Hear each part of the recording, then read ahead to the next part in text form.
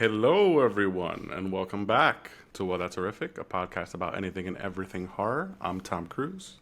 And I am Mr. S. And please ignore the cut on my forehead. I had a little run-in with the refrigerator, and clearly I lost. Today, I know it's been a while. It's been about a month, but a lot of things have changed. I am reporting from a completely different state. Yeah. Sweet Home, Alabama. Sweet Home, Alabama. Tommy has moved. Tommy has left the... I guess the... Am I allowed to say? I don't even think I can say it. I was going to say Tommy's gone. Tri-state area. Tri-state area. Tommy has left the tri-state area. He's left me.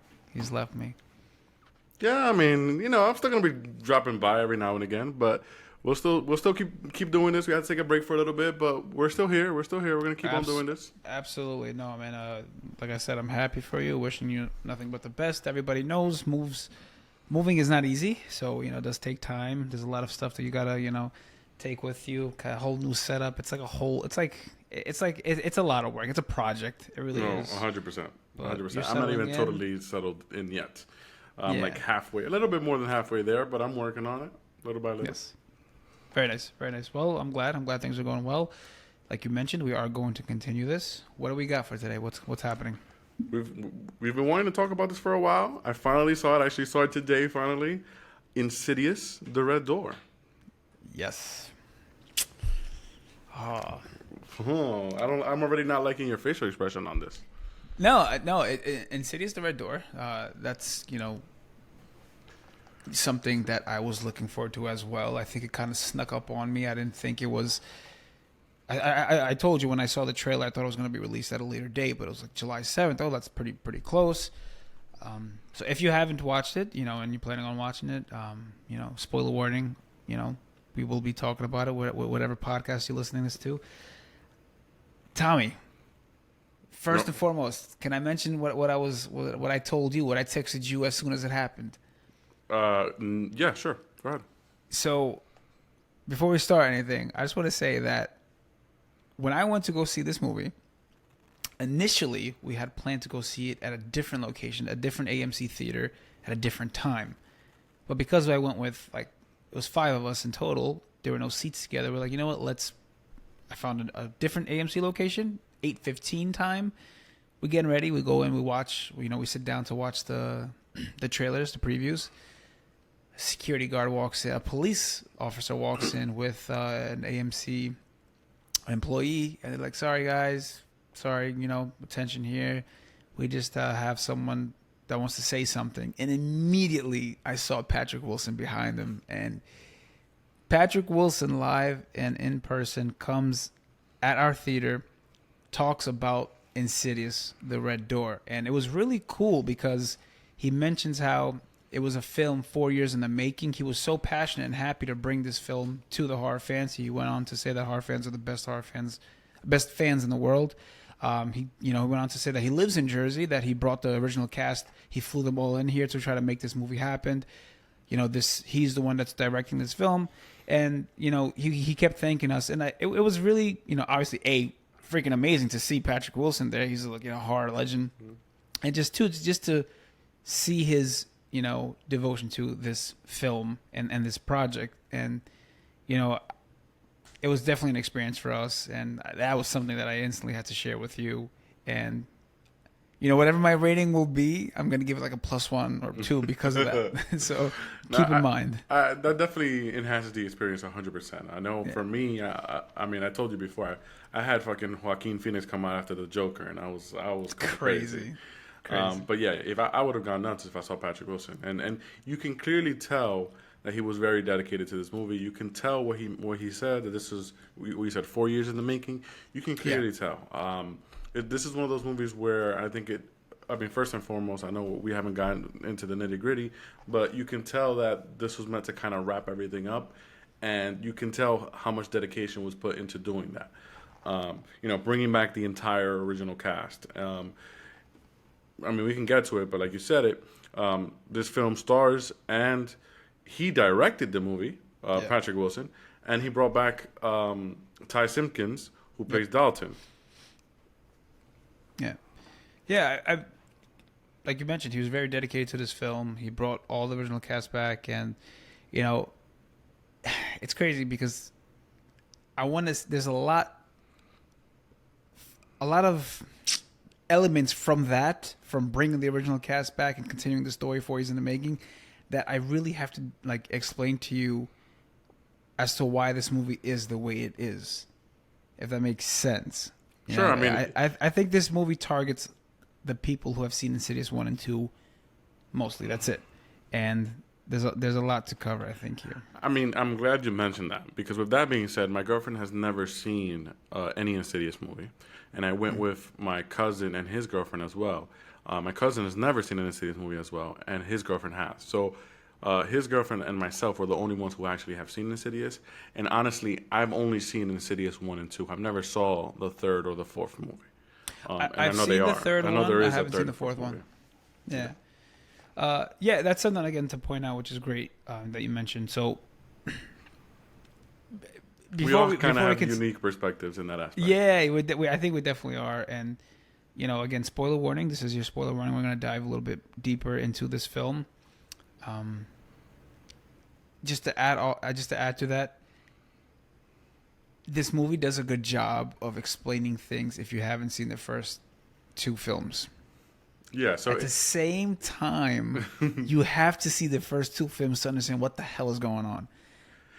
I agree with you 100%. I think it's a mixture of both. It kind of explains a little bit, but also you appreciate it more if you have seen the first 2 movies. Exactly. But before we get into it, if you don't mind, go ahead and read the plot synopsis. Yeah, absolutely. So what we got here is, I'll read it to you. The Lamberts must go deeper into the further than ever before to put their demons to rest once and for all. A little vague. Yeah, I would say that's a bit vague. We get a little bit more out of the trailer. Yeah. So we know that that Dylan is back. Oh, Dalton is back. We know that the original family is back. We see that from the trailer. We spoke about this a little bit more, and clearly a lot has changed since then. We slowly. I mean, I guess the first. Correct me if I'm wrong, but the first or second scene of this movie, they're in a cemetery, correct? Yeah. Yeah. So first shot.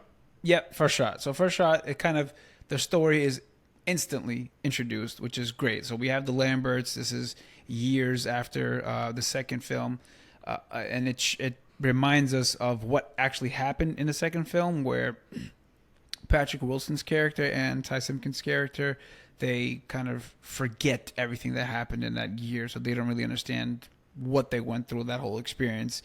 And Patrick Wilson's mother in this film is dead, so it brings kind of the family closer. She passes away. Dalton is reading a eulogy. Yes, they're reading a eulogy. They're divorced, so it's like there's a lot going on here. There's a lot of dark, sad moments in the first 5 to 10 minutes of this film. And you can clearly tell that Josh and Dalton aren't really seeing eye to eye. He's very, very quiet. He barely talks to his dad at all. He has AirPods on for like the first 10 minutes of this movie. He doesn't say a word. He's literally like texting him. Right. But then this is where I think, and I think I forgot who I was having this conversation with. This is where I think it turned around. I think this was key. Carl, who was there, the guy who kind of hypnotizes them into forgetting that whole year, shows up to pay respects to Josh Lambert's mom. And that's when Josh Lambert, who's Patrick Wilson's character, he's like, "Hey, don't I know you?" And it kind of like starts to I not really remember him, but like he starts thinking more than he should about who that person is and like how he knows him and stuff. And that's where these sequence of scary events start to happen. So right. I really do think that if that interaction never occurred, then we would never have a story here. Because there has to be a way, and I know the ending of this movie kind of says otherwise, but there has to be a way for this movie to initiate, I guess, the demons and whatnot. I agree, but I think with Dalton, something would have still happened because he would have still gone to art school. He would have still gone through all of that, regardless, to a certain degree, right? He goes into the art class and he gets this assignment and immediately draws this door. And it opens up, ironically enough, it opens up like a door. He starts learning or remembering more and more and more. But like you mentioned, from the moment Josh sees Carl, he starts getting that idea. He starts seeing things. He starts, I guess, realizing that his memory is a bit foggy. And we get, some of the first scares, or I guess the first glimpse of something going on, where he's in the car and you see something slowly behind him coming into focus. And you never really get to see what happens. It just gets close and close and close, and then we get the title screen, Insidious, the Red Door. So I guess there's no other way for me to kind of review this film without telling you first how I feel about it. Does that make sense? I mean, yeah. I mean, it ultimately depends on how you feel, right? For me, I would say, there's a lot of things that I like about this movie. I will start with that. Right. If I'm talking straight up positives, I do think this is a great finale for the series. Right. I would agree with you. I would agree with you on that. I think it's so story driven,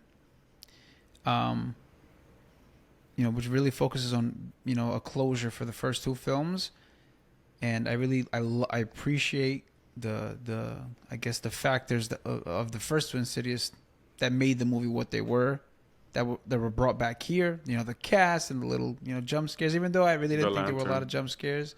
There weren't, but I appreciated a couple of them. I like the. I think you might have mentioned it to me, but somebody else had mentioned it to me because I didn't see the trailers. But like the MRI scene, that's always like it's like a universal scare for a lot of people. Like a lot of people have that phobia of being, it's not just claustrophobic, but like that whole MRI, being stuck in there, and then under the bed. There were a couple good scenes, I would say. Right. Yeah, I didn't think it was as scary as the first one for sure. Like, I guess there were jump scares, but just not as scary. In general, yeah, I agree. Yeah. In general, I agree. I'll put it at that. I think I've said this before, but I appreciate when they add. I don't want to say a gimmick, but I always refer to it as a gimmick. But like, I think what makes these movies unique in a different way is, like I mentioned. Shit, my memory is so trash. What was the last movie that we saw? The last big horror movie that we saw? There was some. Yeah. It was The Boogeyman? That you and I saw? Yeah, The Boogeyman. That was our last review. Oh, okay. Shit, my memory is so trash. You've been dealing with a lot. It's okay. I'll give you a pass. No, I'm thinking like each one of these movies has some sort of gimmick where like they're playing a game or something. I know the one that always comes to mind for me is Conjuring and the whole clap and hide. I don't remember what it was in The Boogeyman, but in this one, he's playing this sort of memory game. And I think that was, even though that was only in one specific scene, I always appreciate things like that add another layer. For The Boogeyman, I think it was the whole thing with the night and the light glowing with the therapist and stuff like that. But I think that's just one little aspect that I like about things like this. And then of course there's the whole artistic aspect with Dalton actually being an artist and kind of uncovering this mystery of what is the red door and who's this person on the door. Yeah, a lot of it is the challenge or the battle of kind of, figuring out what, was in their head that they forgot, like trying to not really trying to remember, but I guess trying to deal with it because they know there's something's there. Like that was pretty, evident throughout the whole film. But like I said, the story is so. I feel bad for this movie. I don't know why. I feel bad because I think you really have to understand what kind of movie it is to appreciate it, which is something I've mentioned before. I know you don't believe in this type of stuff, aka Halloween Kills, but what I'm trying to say is this movie was so story driven to me, which is not a bad thing at all. Not a bad thing at all. I mean, like, they cover like the first two and like why he's there and the red door and the demon. They do a lot of things that were like similar. And it's like, because it's so story driven, to me, it's a slow film. It's a slow movie. And because it's a slow movie, I feel like a lot of fans don't really appreciate it for what it is. I can understand that. I do think there was a sacrifice to be made in terms of the story itself. So they made it so story driven that it probably isn't as scary as it could have been.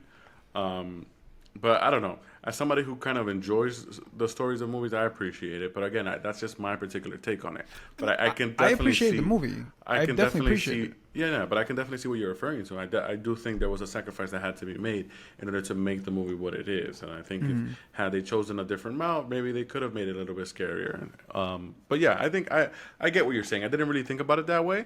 Um, but I definitely see what you're saying, especially if you're comparing it to the first two Insidious. Yeah, but the thing is, it's hard. It's hard not to compare it because it's like mentioning it a lot throughout the film, and it's talking about the original cast too, and those two dudes who were part of the film.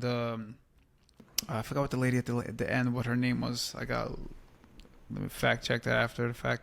Elise, that's her name. So Yes. they're bringing all these characters back, which is great, and everybody's like happy when they see them on the screen, and the demon itself is like back, and it's kind of, I guess, similar to what happened in the first one, where he's like, Dalton is kind of like trapped, and you see the demon in like I guess that little room up top. Whatever. Like it's so I understand. I understand what's going on, and I don't think a lot of people do. So there's a sequence in towards the end where Josh Lambert, he goes into the further to find Dalton, right, to help him out to find Dalton. As he's going there, he runs in to another memory of when it was in Insidious 2 when he was attacking Dalton and his family, and then Dalton was trying to go into the further. Do you remember that? Yes. Because then he gets tackled, which brings him to another memory. So I don't really think people caught onto that when I was like having discussions like with also my brother and whatnot. So that's something that people have to understand why that was, which is again what I'm trying to say is it brings Insidious 1 and 2 into this movie because they're trying to explain a lot as to why they're there, how it happened. And also, by the way, I want to say something. I love Stranger Things, but my God, like now that I'm thinking about it, like seeing this movie again, it's like they took a lot of ideas from them. I mean, obviously they probably took Insidious took ideas from other movies, whatever, but a lot. I I mean, did the think of, furthers, the upside down, and yeah, I did think of that when I was watching the movie too. I thought like, damn, this is very similar to Stranger Things now that I think about it. yeah. So again, like it's like this movie does a good job of covering all grounds. It really does. It explains the story well, where they are in their lives, why Dalton is the way he is. He's an artist. He's fighting with some type of entity that he doesn't really remember. Josh, same thing, and then obviously the story about his father, which I don't understand. Like, where's the father out of nowhere? Like, why is he stressing his father so much? I get he's trying to tie it to the story with the fact that my father was never there for me. Like, I don't want to do Yeah, that to I think you. it has to do with the whole connection with his son, right? That was the whole justification for him, and then it turns out that this is an inherited thing. But I mean, you could easily see that one coming from early on when he mentions that. I was like, all right, this is gonna come full circle, and it's gonna be his father, or something's gonna have to do with his father. That didn't surprise me. But I do think one thing to know is that this movie actually does have a message, right? In terms of like, I guess going through things and not kind of ignoring it, right? Mm-hmm. So you could always think about it as that way. Like in Insidious 2, they kind of forgot about this, but they didn't really deal with it, right? Right. And this movie has that sort of message where like you have to deal with things, you have to go through things, you have to move past them, not just like ignore them or move past or like pretend like they don't exist. And I feel like that's kind of a hidden message in this movie, sort Yeah, of. I definitely see how you can take that from that, and I I I would agree. Definitely Mhm. can't just ignore things. You got to deal with it and cope with it, obviously, to help yourself grow and all that jazz. Um, yeah, I gotta say I'm upset like with Rose Byrne's character, Renee Lambert. Um, I really liked her in Insidious 1 and 2. I thought she was a loyal wife, mother. Like she did everything for her kids. She got freaked out many times, and she was still there. Her idea was to go with the hypnosis, and then you divorce the guy for forgetting when you made that happen. I don't think the divorce was justified on her end, to be honest with you. I was a little bit upset about that. Yeah, I was thinking like, damn, I wonder if there's more to that. Maybe she just didn't want to be in this movie, and they just kind of wrote her out a little bit. I mean, honestly, Nah. that was my thought. My thought is like you ever see well, Rocky, like Rocky Balboa, where they kind of, Adrian is not in the movie. They say that she died. Yeah. She just didn't want to come back to make the movie. And I Yeah. thought that was kind of what they did here. They were like, okay, Rose Byrne maybe, didn't want to be in the movie, or, wanted more money or something. And they were like, all right, give me 3 scenes and we're going to say you got divorced. Yeah, yeah, it definitely could be. Also, if you want to play like, I guess devil's advocate, you can say that she had to divorce him in order for Josh and Dalton's story to be where it was. I don't think so. I don't think Yeah, that's. you don't think so? Nah. Really? I feel like that would be pretty strong, for them. I don't know. It's a possibility. I don't know.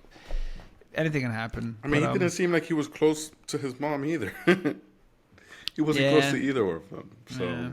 Dalton wasn't his alone. He's been through a lot. I feel bad for Dalton. But let's talk about the demon. Let's talk about the demon's goal. Like, what would you say the demon's goal was in this film? I feel like I've always struggled with this question when it came to every single Insidious movie.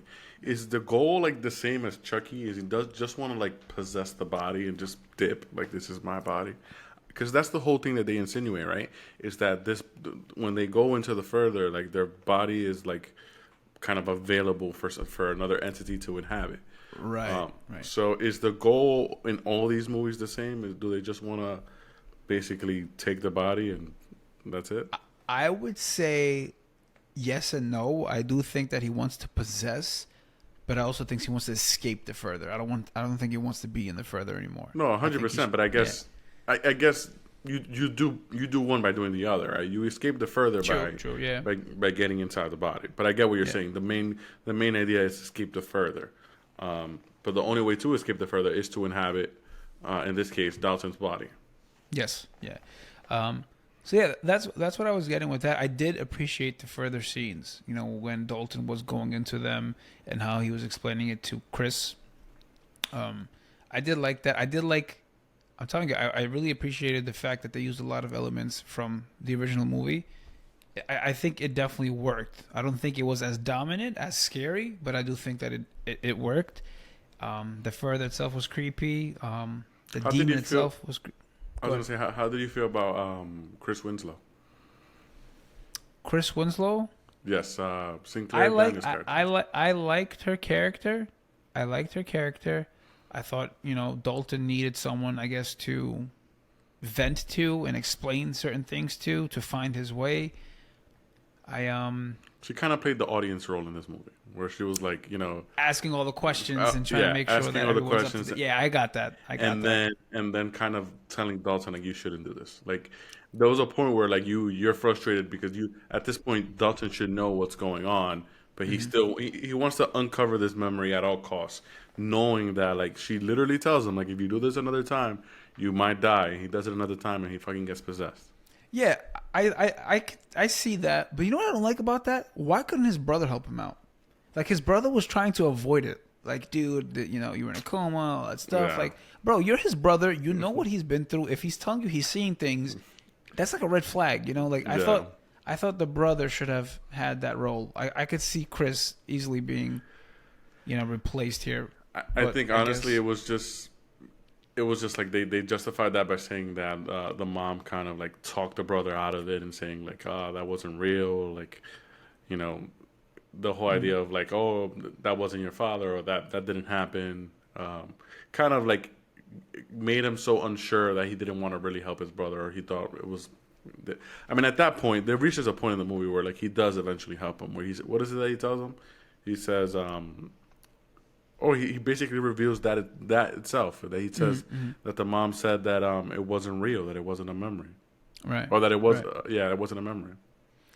Yeah, I guess so. That was his way of helping, but he couldn't do the whole thing, right? And he was old enough so that they could justify this college setting. Mm-hmm. Yeah, I guess I see that. I have to ask you, because everybody was making jokes about this. I have to ask you, how do you feel about the way the red door was closed by Dalton? I mean, yeah, the whole painting it closed. Yeah, I don't know. I mean, I didn't know how else it was gonna happen. Honestly, I honestly thought Josh was gonna have to sacrifice himself. Okay. I thought that was gonna be the conclusion when he painted it. I was like, okay, I guess this is the happy ending in a way. The way of kind of, you know, everybody getting their happy ending, not just Dalton's character. But I don't know. I guess I didn't mind it as much. I thought it was strange. Don't get me wrong. I thought it was very strange. I didn't see it coming. Mm-hmm. But yeah, I didn't see another solution. I didn't see anything else that kind of made sense. Yeah, I thought it was funny because I kept saying to myself, okay, so all he could have done was just painted over it, and that's it. That would have been the closing to this story. I mean, he could have also never painted it. Yeah, but wasn't he painted because it was a memory in his head? I guess. Yeah, so I was like, all right, maybe that makes sense, but he could just paint it over it and be like, been done with it. My thing was, where in the movie prior to him closing the door did we realize that when he paints something, it comes to life? Like, or it happens. I didn't see that anywhere. So I'm like, how is painting the door, like, to us, like, am I as an audience or as an audience member or a fan be like, oh yeah, that works? Yeah, I was just confused at that point. I don't know where the symbolism is of like painting the door is closing the door. I don't know. Yeah, I think that know. Wasn't. Yeah, there's nothing that establishes that he has that sort of power, but it was more so supposed to symbolize something else. But yeah, you have to have that sort of suspense of disbelief and just be like, okay, that works in a way. Yeah, yeah, man, I don't know. I don't know. Trying to think here. I like the movie. Like the notes that I have here are like they're two different sides. I have as a fan and as a person who's just gonna critique the film.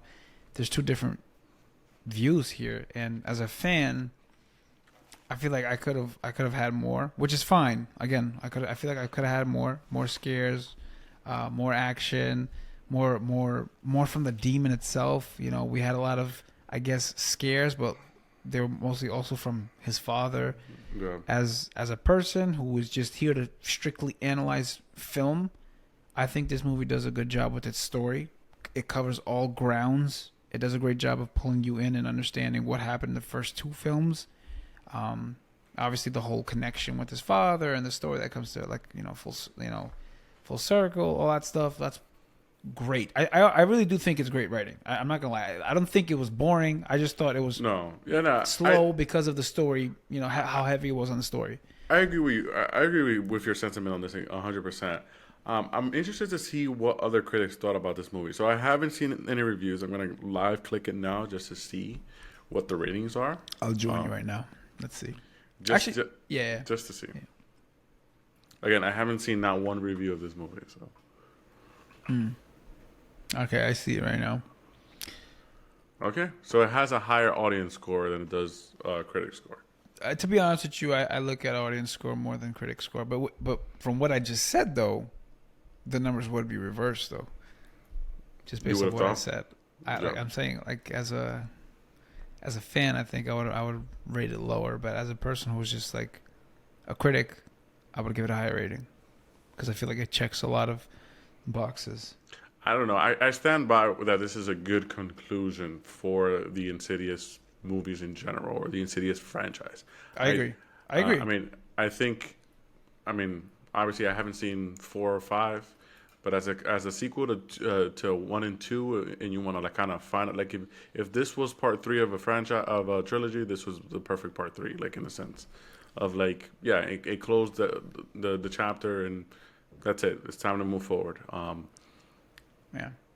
If you're comparing this to other horror movies, I mean, I'm seeing here somebody saying like nowhere near as good as the Conjuring movies. I was like, well, that's a hard one. Fucking Conjuring 1 and 2 are amazing, and yeah, Conjuring 3 is 1 the and other 2. one. So I don't think this film is the right film to compare to. Well, I don't know. I think Conjuring 1 and 2. I would put Conjuring 1 and 2 over Insidious 1 and 2, but I also don't like Conjuring 3.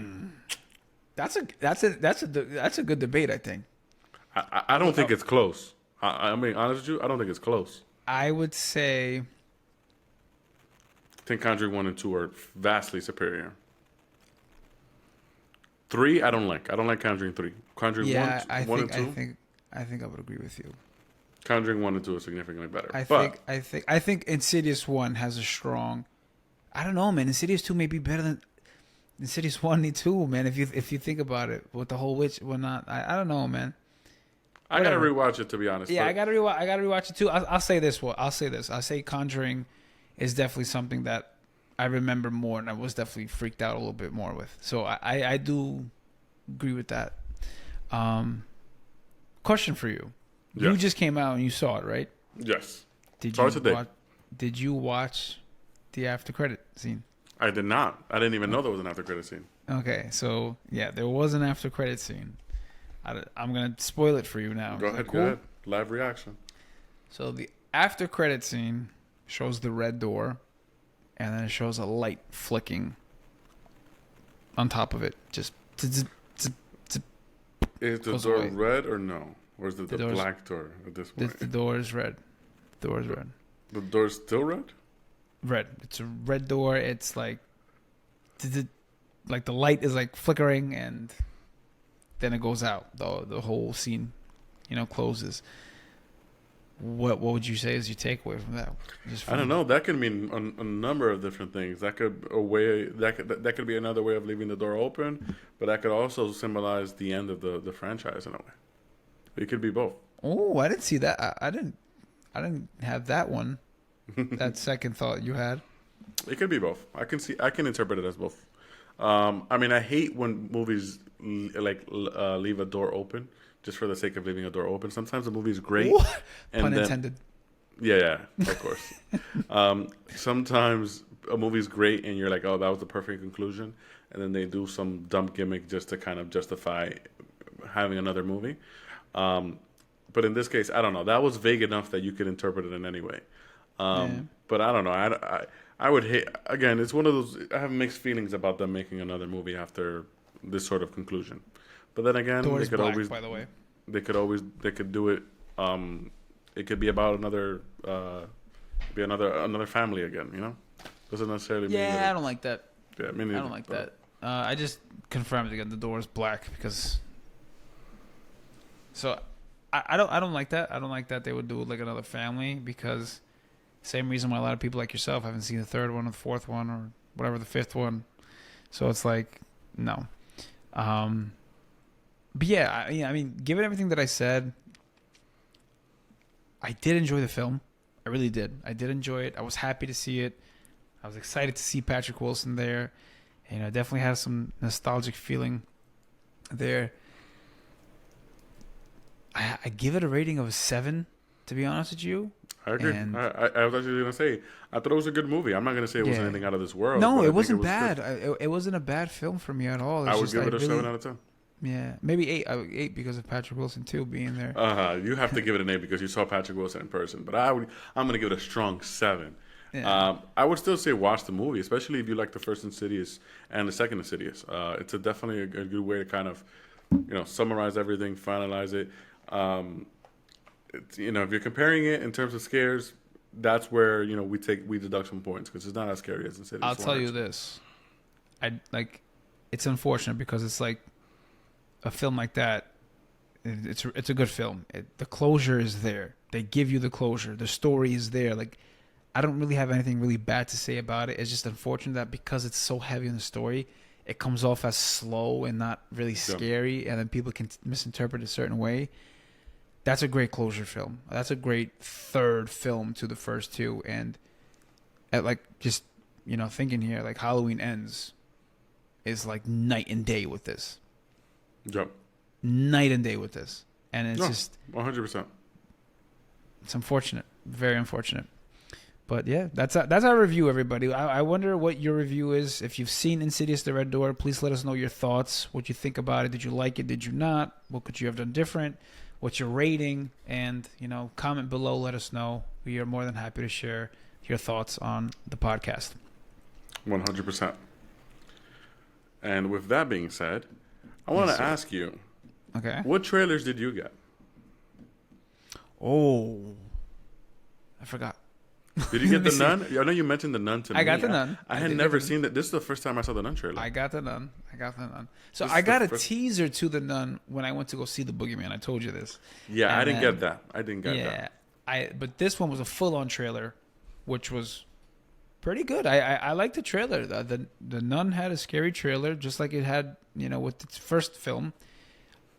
I'm interested to see it. It's cool how they're bringing that back. The characters back. We're just talking about The Conjuring. This is a movie in the Conjuring universe. So yes, it is. We gotta do a whole mapping of the Conjuring universe with Annabelle and Conjuring and I'm done. We gotta really map that out. Yeah, there's so many movies at this point. There's I think La Llorona is one of them. The Curse of La Llorona is one of the Conjuring movies. Then there's 3 Annabelle movies or 4 Annabelle movies. Yeah. Then there's Conjuring 1, 2, and 3. Am I forgetting another? Or then there's The Nun 1 and 2. Yeah. I might even still be forgetting something. What else did you see? I saw Five Nights at Freddy's. I saw it. I saw Five Nights at Freddy's. I saw it. Underwhelming. It was underwhelming. Yeah, you can tell by the way I'm starting. Yeah, you can tell by the way I saw I'm your reaction. This. It doesn't seem like it's gonna be scary. It does not look. They're really PGing this one, right? They're really PGing this one. If you're a Five Nights at Freddy's fan, when I saw the little girl, I was like, damn, they're gonna go fucking PG on this. Yeah, I was like, damn.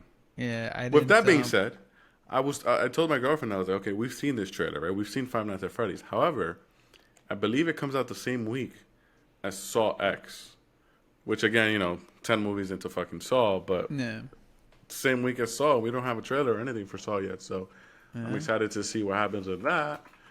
And that's honestly, my birthday I don't weekend. have to see a trailer. I think I'm gonna go see Saw over that. I might end up still watching Five Nights at Freddy's because I have to, but I mean, you know us, we're gonna watch it regardless. But I think I agree with you. I think I would rather go into Saw X. Yeah. Even though, bro, how many Saw movies at this point? Yeah, it's crazy. It's absolutely crazy. Yeah, it's funny that you mentioned that. If you're a Five Nights at Freddy's fan, just my opinion. I saw the trailer. I didn't think it was all that. Damn, and we really like Matthew Lillard too. Love Matthew. I honestly think that's probably his only scene. Like, hey, here's your job. I got a job for you. Here's what it is. Here's the location. Call it a night. Where's Scream 7? That might be it, but I don't know.